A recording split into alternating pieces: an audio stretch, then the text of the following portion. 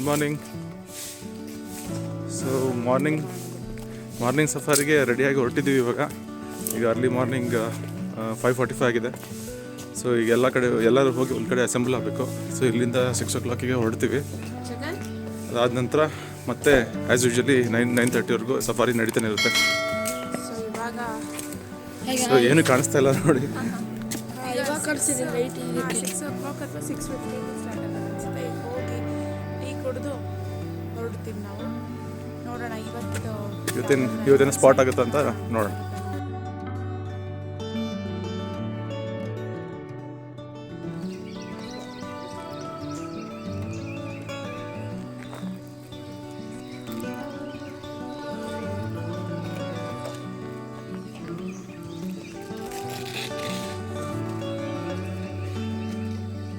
ಜಗನ್,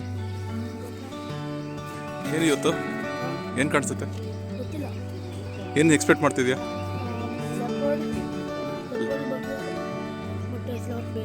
ಏನು ಬಗ್ಗೆ? ಹೌದಾ, ಅದನ್ನ ಎಕ್ಸ್ಪೆಕ್ಟ್ ಮಾಡ್ತಿದ್ಯಾ? ಇದೇ ನಮ್ಮ ಅಸೆಂಬ್ಲಿ ಪಾಯಿಂಟ್. ಇಲ್ಲಿ ನೀವು ನೋಡ್ಬೋದು ಎಲ್ಲ ಜೀಪ್ಗಳು ನಮಗೋಸ್ಕರ ವೇಟ್ ಮಾಡ್ತಾ ಇದ್ದಾವೆ. ನಮ್ಮ ಸಫಾರಿ ಇಲ್ಲಿಂದ ಶುರು ಆಗ್ತಿದೆ. ಬೆಳಗಿನ ಜಾವದ ಸಫಾರಿಯಲ್ಲಿ ನಮಗೆ ಕಂಡುಬರುವಂಥ ವಿಶೇಷತೆ ಏನು ಅಂದರೆ, ಕಾಡು ತುಂಬ ವಿಭಿನ್ನವಾಗಿ ಕಂಡುಬರುತ್ತೆ. ಆ ಪ್ರಕೃತಿ, ಆ ಹಕ್ಕಿಗಳ ಕಲರವ, ಆ ಮಂಜು, ಈ ಸಫಾರಿಯ ಜರ್ನಿ ಇಲ್ಲಿಂದ ಶುರು ಆಗ್ತಿದೆ. ಬನ್ನಿ ನೋಡೋಣ ನಮಗೇನು ಕಾಣಿಸುತ್ತೆ ಮುಂದೆ ಹೋಗ್ತಾ ಅಂತ.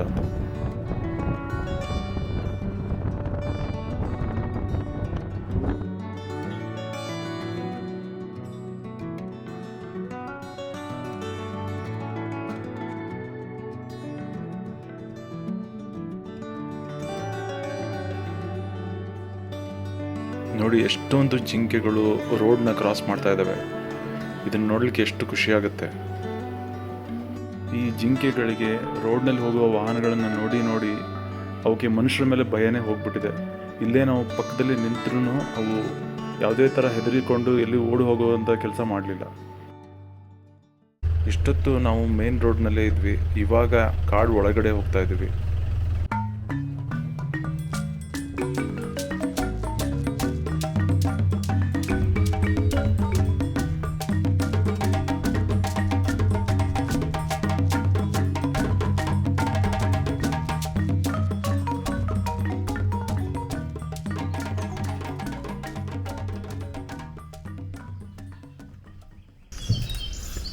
ಇಲ್ಲಿ ನಮಗೆ ಒಂದು ಆನೆಗಳ ಗುಂಪೊಂದು ಎದುರಾಗಿದೆ. ಈ ಗುಂಪಲ್ಲಿ ಸುಮಾರು ಮರಿಗಳಿದ್ದಾವೆ. ಇಂಥ ಗುಂಪಲ್ಲಿ ತುಂಬಾ ಹುಷಾರಾಗಿರಬೇಕು. ಯಾಕಂದರೆ ಈ ಹೆಣ್ಣು ಆನೆಗಳು ತುಂಬಾ ಅಗ್ರೆಸಿವ್ ಆಗಿರ್ತವೆ. ಯಾವುದೇ ಥರ ಅವಕ್ಕೆ ಥ್ರೆಟ್ ಅನ್ನಿಸ್ತು ಅಂತ ಅಂದರೆ ಅವು ಅಟ್ಯಾಕ್ ಮಾಡೋಕ್ಕೆ ಹಿಂದೆ ಮುಂದೆ ಯೋಚನೆ ಮಾಡೋಲ್ಲ, ಡೈರೆಕ್ಟಾಗಿ ಜೀಪ್ ಮೇಲೆ ಅಟ್ಯಾಕ್ ಮಾಡಿಬಿಡ್ತವೆ.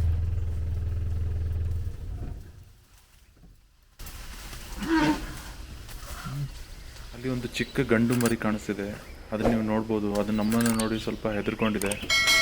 ಇಂಥ ಟೈಮ್ನಲ್ಲಿ ಯಾವುದೇ ಥರ ರಿಯಾಕ್ಷನ್ ಕೂಡ ಅದು ಟ್ರಿಗರ್ ಆಗ್ಬೋದು. ಸೊ ಅದು ಒಂದು ಆನೆ ಏನಾದರೂ ನಮ್ಗೆ ಚಾರ್ಜ್ ಮಾಡ್ತು ಅಂದರೆ ಇಲ್ಲಿರೋ ಎಲ್ಲ ಆನೆಗಳು ಎಟ್ ಅ ಟೈಮ್ ನಮ್ಮ ಮೇಲೆ ಅಟ್ಯಾಕ್ ಮಾಡ್ತವೆ. ಅದಕ್ಕೆ ನಾವು ತುಂಬ ಹುಷಾರಾಗಿ ಅದನ್ನು ಅರ್ಥ ಮಾಡಿಕೊಂಡು ಅನಿಮಲ್ಸ್ ಹೇಗೆ ಬಿಹೇವ್ ಮಾಡ್ತವೆ ಅಂತ ಅದನ್ನು ನೋಡಿಕೊಂಡು ಇಂಥ ಜಾಗದಲ್ಲಿ ನಾವು ಅದೇ ರೀತಿ ಇರಬೇಕಾಗುತ್ತೆ. ಈ ಆನೆಗಳ ಮಧ್ಯೆ ತುಂಬ ಸಮಯ ಕಳೆದ್ವಿ. ಸೊ ನಮಗೆ ಇಲ್ಲಿ ಇರಲಿಕ್ಕೆ ಕಾಲಾವಕಾಶ ಮಾಡಿಕೊಟ್ವು. ಅದಕ್ಕೆ ತುಂಬ ಥ್ಯಾಂಕ್ಸ್ ಅಂತ ಹೇಳ್ತಾ ನಾವು ಈ ಆನೆಗಳಿಗೆ ಇವಾಗ ಗುಡ್ ಬೈ ಹೇಳುವ ಸಮಯ.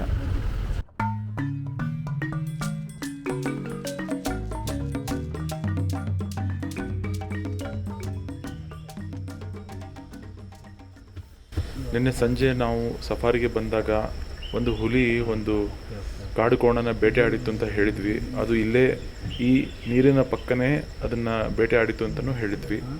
ಅದೇ ಸ್ಪಾಟ್ಗೆ ಮತ್ತೆ ವಾಪಸ್ ಬಂದಿದ್ವಿ ಇವತ್ತು. ಇವಾಗಲಾದರೂ ಹುಲಿ ಕಾಣಿಸ್ಬೋದಾ ಅಂತ ಅಂದ್ಕೊಂಡು ಇಲ್ಲಿ ವೇಟ್ ಮಾಡ್ತಾ ಇದ್ದೀವಿ. ಹುಲಿ ಅಂತೂ ಇಲ್ಲೇ ಇದೆ. ಕಾಡು ಕೋಣ ಇಲ್ಲಿ ಏನಿತ್ತು ಶಿಕಾರಿಯಾಗಿ ಅದು ಇಲ್ಲೇ ಪಕ್ಕದಲ್ಲಿ ಸ್ವಲ್ಪ ದೂರ ಎಳ್ಕೊಂಡು ಹೋಗಿದೆ. ಅದು ಇನ್ನೂ ನಮಗೆ ಸ್ಮೆಲ್ ಕೂಡ ಬರ್ತಾ ಇದೆ. ಆದ್ದರಿಂದ ಇಲ್ಲೇ ಸ್ವಲ್ಪ ಹೊತ್ತು ಕುಳಿತುಕೊಂಡು ವೇಟ್ ಮಾಡ್ತೀವಿ.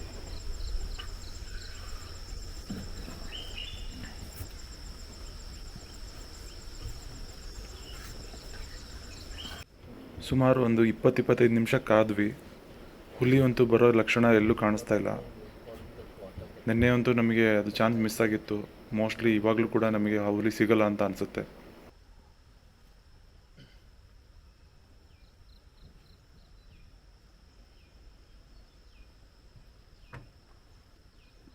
ಇಲ್ಲಿ ನಮಗೆ ಕ್ರೆಸ್ಟೆಡ್ ಸರ್ಪೆಂಟ್ ಈಗಲ್ ಕಾಣಿಸ್ತಾ ಇದೆ. ನಿನ್ನೆ ಕೂಡ ಸಿಕ್ಕಿತ್ತು, ಇವತ್ತು ಮತ್ತೆ ಸಿಕ್ಕಿದೆ. ಸೊ ನಮ್ಮ ಕ್ಯಾಮ್ರಾ ಕಣ್ಣಲ್ಲಿ ಹೇಗೆ ಕಾಣಿಸುತ್ತೆ ಅಂತ ನಿಮಗೆ ಇಲ್ಲಿ ತೋರಿಸ್ತೀವಿ ನೋಡಿ.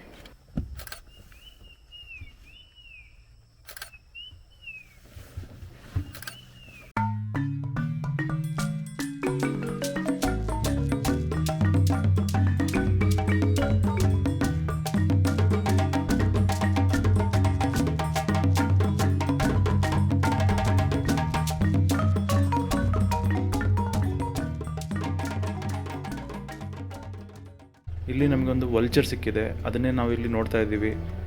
ಈ ಕ್ಯಾಮ್ರಾದಲ್ಲಿ ನಿಮಗೆ ಅದು ಕಾಣಿಸಲ್ಲ, ಆದರೆ ಇನ್ನೊಂದು ಕ್ಯಾಮ್ರಾದಲ್ಲಿ ನಾವು ಫೋಟೋಗ್ರಫಿ ಮಾಡಿದ್ದನ್ನ ನಾನು ಇಲ್ಲಿ ನಿಮಗೆ ಪ್ರೆಸೆಂಟ್ ಮಾಡ್ತೀನಿ. ಸೊ ಈ ವಲ್ಚರ್ ಅಂತೂ ತುಂಬಾ ರೇರ್ ಅಂತ ಹೇಳ್ತಾರೆ. ನಮಗೆ ಸಿಕ್ಕಿದ್ದೇ ಒಂದು ಲಕ್. ಸೊ ನೀವು ನೋಡ್ಬೋದು ಹೇಗೆ ಕಾಣಿಸುತ್ತೆ ಅಂತ. ಈ ಕಾಡಿನಲ್ಲಿ ಇದು ಯಾರ ಮನೆಯಪ್ಪ ಅಂತ ಗಾಬರಿ ಆಗಬೇಡಿ. ಇದು ಆ್ಯಕ್ಚುಲಿ ಆ್ಯಂಟಿ ಟೈಗರ್ ಪೋಚಿಂಗ್ ಯೂನಿಟ್ ಅಂತ. ಸೊ ಇಲ್ಲಿ ಅವರು ಕಾಡಿನ ಮಧ್ಯೆ ಇದ್ಕೊಂಡು ಯಾವ್ದಾದ್ರು ಪೋಚರ್ಸ್ ಒಳಗಡೆ ಬಂದರೆ ಗೊತ್ತಾಗಲಿ ಅಂತ ಈ ರೀತಿ ಅವರು ಕಟ್ಕೊಂಡು ಇಲ್ಲೇ ವಾಸವಾಗಿರ್ತಾರೆ.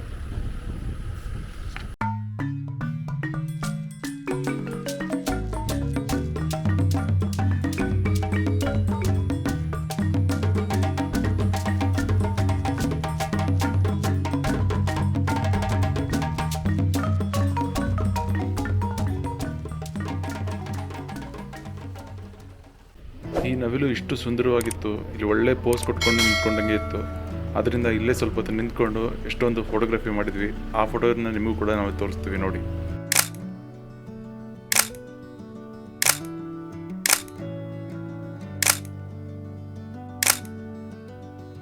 ಇಲ್ಲಿ ನಮಗೊಂದು ಇಂಡಿಯನ್ ಗಾರ್ಗಳ ಗುಂಪು ಸಿಕ್ಕಿದೆ. ಈ ಗುಂಪುಗಳ ಮಧ್ಯೆ ಸ್ವಲ್ಪ ಹೊತ್ತು ಕಾಲಹರಣ ಮಾಡೋಣ ಅಂತ ಅಂದ್ಕೊಂಡಿದ್ದೀವಿ. ಇವು ಯಾವುದೇ ಥರ ರಿಯಾಕ್ಷನ್ ಮಾಡ್ದಂಗೆ ನಮ್ಮನ್ನು ಇಲ್ಲೇ ಎಕ್ಸೆಪ್ಟ್ ಮಾಡಿಕೊಂಡ್ರೆ ನಾವು ಒಂದು 15-20 ನಿಮಿಷ ಇದ್ರ ಮಧ್ಯೆನೇ ಇದ್ಕೊಂಡು ಇವುಗಳು ಏನು ಮಾಡ್ತವೆ ಅಂತ ನೋಡೋಣ ಅಂತ ಅಂದ್ಕೊಂಡು ಇಲ್ಲಿ ಬಂದಿದ್ದೀವಿ. ಬನ್ನಿ ಫ್ರೆಂಡ್ಸ್, ನೋಡೋಣ. ಈ ಗುಂಪಲ್ಲಿ ಒಂದು ಮೇಲ್ ಇಂಡಿಯನ್ ಗಾರ್ ಕೂಡ ನಾವು ನೋಡ್ಬೋದು. ತುಂಬ ಬಲಿಷ್ಠವಾಗಿದೆ. ಇದರಲ್ಲಿ ಎಲ್ಲದಕ್ಕಿಂತ ಎದ್ದು ಕಾಣಿಸ್ತಿರೋದು ಅದೇ.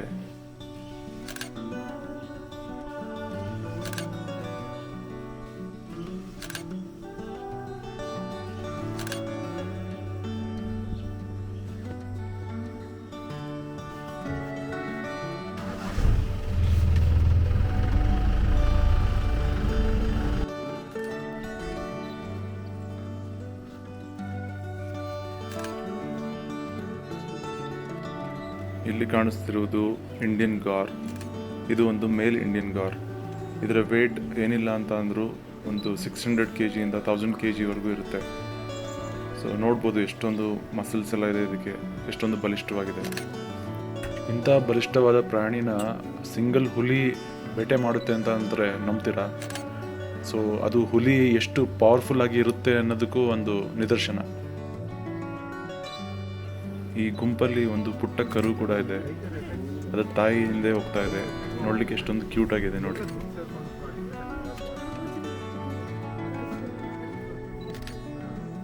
ಈ ರೀತಿ ಕರುಗಳೆಲ್ಲ ಇದ್ದಾಗ ಆ ಕರುಗಳನ್ನು ತಮ್ಮ ಮಧ್ಯೆನೇ ಇಟ್ಕೊಂಡಿರ್ತವೆ ಈ ಪ್ರಾಣಿಗಳು. ಸುತ್ತುವರೆದು ಅದನ್ನು ಪ್ರೊಟೆಕ್ಟ್ ಮಾಡ್ತಾ ಇರ್ತವೆ. ಇಲ್ಲಿ ನೀವು ಎಲ್ಲಿ ನೋಡಿದ್ರು ನೋಡಿ, ಅಂದರೆ ದೊಡ್ಡ ದೊಡ್ಡ ಗಂಡು ಗಾರ್ಗಳು ಎಲ್ಲ ಕಾರ್ನರ್ನು ಕವರ್ ಮಾಡ್ಕೊಂಡಿದ್ದಾವೆ. ಪ್ರಾಣಿಗಳಿಗೆ ಎಷ್ಟು ಬುದ್ಧಿ ಇರುತ್ತೆ ಅನ್ನೋದಕ್ಕೆ ಅದೇ ಸಾಕ್ಷಿ. ಈ ಕಾಡು ಕೋಣಗಳ ಮಧ್ಯೆ ನಾವು ತುಂಬ ಸಮಯ ಕಳೆದ್ವಿ.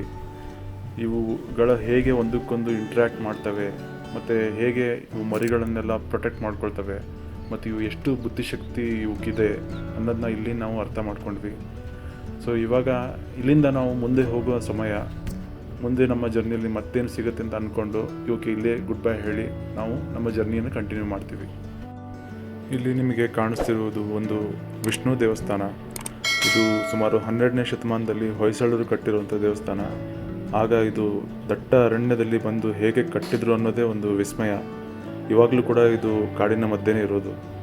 ಇಲ್ಲಿ ಸಾಮಾನ್ಯರಿಗೆ ಹೋಗಲಿಕ್ಕೆ ಯಾವುದೇ ರೀತಿಯ ಅವಕಾಶ ಇರೋದಿಲ್ಲ. ವರ್ಷಕ್ಕೆ ಒಮ್ಮೆ ಮಾತ್ರ ನಮ್ಮ ಫಾರೆಸ್ಟ್ ಡಿಪಾರ್ಟ್ಮೆಂಟ್ನವರು ಇಲ್ಲಿ ಜಾತ್ರೆ ನಡೆಸಲಿಕ್ಕೆ ಒಂದು ಅವಕಾಶ ಮಾಡಿಕೊಡ್ತಾರೆ. ಆವಾಗ ಅವ್ರದ್ದೇ ಒಂದು ವೆಹಿಕಲ್ನ ಇಲ್ಲಿ ಬಿಟ್ಟು ಸುತ್ತಮುತ್ತಲಿರುವಂಥ ಹಳ್ಳಿಗಳ ಜನ ಬಂದು ಇಲ್ಲಿ ದರ್ಶನ ಪಡ್ಕೊಂಡು ಹೋಗಲಿಕ್ಕೆ ಅವಕಾಶ ಮಾಡಿಕೊಡ್ತಾರೆ.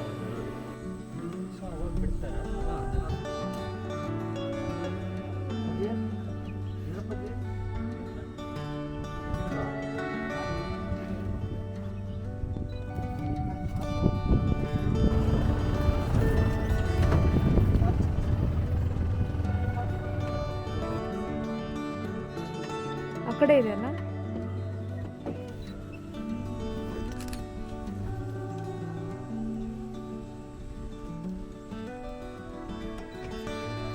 ಸಫಾರಿ ಅಂತೂ ಇಲ್ಲಿಗೆ ಮುಗೀತು. ನಾವು ನಮ್ಮ ರಿಸಾರ್ಟ್ಗೆ ಬಂದಿದ್ದೀವಿ ಇವಾಗ. ಸೊ ಇವಾಗ ಇಲ್ಲಿಂದ ನಾವು ಡೈರೆಕ್ಟಾಗಿ ಗೋಲ್ಘರ್ಗೆ ಹೋಗಿ ನಮ್ಮ ಬ್ರೇಕ್ಫಾಸ್ಟ್ನ ಮುಗಿಸ್ಕೊಂಡು ಅದಾದಮೇಲೆ ನಾವು ರೆಡಿಯಾಗಿ ಈ ರಿಸಾರ್ಟ್ನ ವೆಕೇಟ್ ಮಾಡ್ತೀವಿ. ಸೊ ಅದಕ್ಕಿಂತ ಮುಂಚೆ ಬನ್ನಿ ನೋಡೋಣ ಬ್ರೇಕ್ಫಾಸ್ಟ್ನಲ್ಲಿ ಏನೇನು ಆಪ್ಷನ್ಸ್ ಇದ್ದಾವೆ ಅಂತ. ಹಾಗೆ ನಮ್ಮ ಜೊತೆಗೆ ನೀವು ಜಾಯ್ನ್ ಆಗಿ ಬ್ರೇಕ್ಫಾಸ್ಟ್ನ ಎಂಜಾಯ್ ಮಾಡೋಣ ಬನ್ನಿ.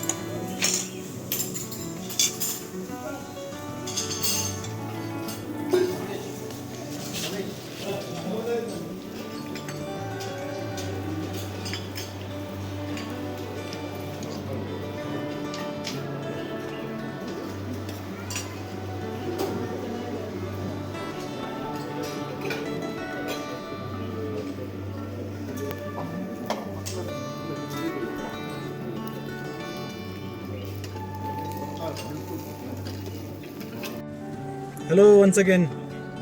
ಸೊ ಸಫಾರಿ ಅಂತೂ ಮುಗೀತು. ನಮ್ಮ ಸ್ಟೇ ಬಂಡೀಪುರದಲ್ಲಿ ಎಂಡ್ ಆಗಿ ಬಂತು. ಇವಾಗ ಇನ್ನು ವಾಪಸ್ ನಮ್ಮ ಮನೆ ಕಡೆ ನಾವು ದಾರಿ ಹಿಡಿತಾ ಇದ್ದೀವಿ. ಸೊ ಹೋಗೋಕ್ಕಿಂತ ಮುಂಚೆ ಒಂದು ಎಂಡಿಂಗ್ ನೋಟ್ ಕೊಡೋಣ ಅಂತಂದು ನಿಮ್ಮ ಮುಂದೆ ಬಂದು ಇದನ್ನು ಪ್ರೆಸೆಂಟ್ ಮಾಡ್ತಾ ಇದ್ದೀವಿ. ಸೊ ಸಫಾರಿ ಎಕ್ಸ್ಪೀರಿಯನ್ಸ್ ಅಂತೂ ನೀವು ನೋಡಿದರೆ ಇವ್ರ ಮುಖ ನೋಡಿ ಎಲ್ಲ ಬೇಜಾರದಲ್ಲಿದ್ದಾರೆ. ಯಾರು ಖುಷಿಯಲ್ಲಿಲ್ಲ, ಯಾಕಂದರೆ ಅವ್ರಿಗೆ ಟೈಗರೇ ಬೇಕಿತ್ತಂತೆ, ಟೈಗರ್ ಸಿಕ್ಕಿಲ್ಲ.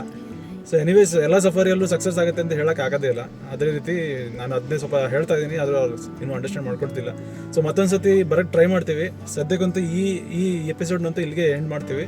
ಮತ್ತು ಹೊಸ JLR ಜೊತೆಗೆ ಅಥವಾ ಇನ್ನೊಂದು ಸತಿ ಬೇರೆ ಯಾವುದಕ್ಕೂ ಟ್ರೈ ಮಾಡೋಣ ಅಂತ ಅಂದ್ಕೊಂಡಿದ್ದೀವಿ. ನೋಡೋಣ. ಹಾಗಾದಮೇಲೆ ಮತ್ತೊಂದು ಎಪಿಸೋಡ್ ಜೊತೆಗೆ ಮತ್ತೊಂದು ವೈಲ್ಡ್ ಲೈಫ್ ಸ್ಟೋರಿ ತೊಗೊಂಡು ನಿಮ್ಮ ಮುಂದೆ ಬರ್ತೀವಿ. ಅಲ್ಲಿವರೆಗೂ ಎಲ್ಲರೂ ಟೇಕ್ ಕೇರ್. ಮತ್ತು ಸಬ್ಸ್ಕ್ರೈಬ್ ಮಾಡಿಲ್ಲ ಅಂತಂದರೆ ಸಬ್ಸ್ಕ್ರೈಬ್ ಮಾಡಿ. ಮತ್ತು ಸಿಗೋಣ. ಬಾಯ್. ನಿಮಗೆ ಈ ವಿಡಿಯೋ ಇಷ್ಟ ಆದರೆ ಲೈಕ್ ಮಾಡಿ, ಶೇರ್ ಮಾಡಿ ಮತ್ತು ಸಬ್ಸ್ಕ್ರೈಬ್ ಮಾಡಿ.